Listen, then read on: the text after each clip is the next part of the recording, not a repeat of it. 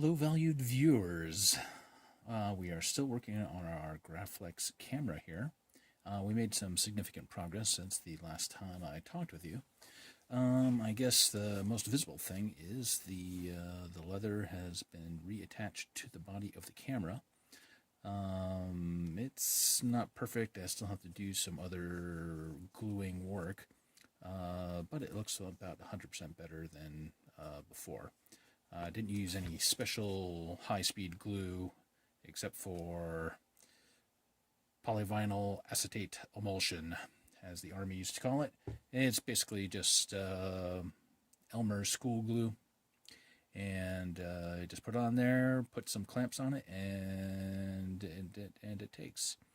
The other thing is this mechanism right here.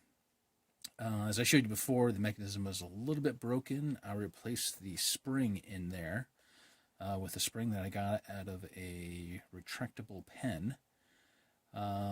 It had to be a little modified a little bit and put onto the rods there, but it does a great job. So I had lubricated the entire thing on the inside with white lithium grease. It's great lubricant because it basically stays in one place. It doesn't wander around your camera when it gets hot. And it's great on metal stuff, and that's all that was going on in there is metal on metal. So if you've ever seen a huge cloth shutter before on a 4x5 camera, here it is. Let's kind of wind it up for you. Okay, that would be the open portion. You know, that you use that for focusing if you're focusing on the ground screen. Okay, and that's just a black. So if you were doing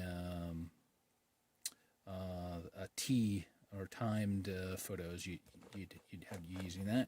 Here is your first aperture. Your second one, as you notice, they get smaller.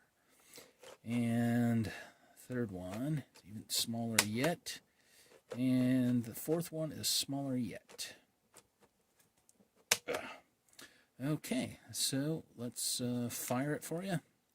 This would be the tension right now is at, I think, 6. Yeah, it's at the highest tension right now, so it'll go pretty quick. And whoomp, whoomp, 2, 3, 4, 5, and blank. So I'm pretty glad that that's all good to go. I did have to do some lubrication of this whole thing here so it goes freely. It was all rusted up, so thanks to some penetrating oil, some lithium grease, got everything moving here. Next big project is on the front. I have decided that after trying to get this off and soaking it, it still is not coming off very well, so I'm going to have to just rip it off and try to replace it. Or I could just rip it off, sand everything down, and just paint it black. You know, functionally, there's no reason to have leather on the front here besides the looks. One thing I might try, and I haven't tried anything this large and textured, you see it has a bigger bump in the middle, is using this, which is just a plastic leather-like material, kind of pleather, and it is self-adhesive. In fact, you pull this off and there's adhesive on there. It doesn't like to go around corners a lot, so I think maybe if I had a heat gun or something like that, I could melt it a little bit and form it around there. We'll see. If not, painting it black is a viable option. Well, I will keep you updated on my progress. Thank you for watching.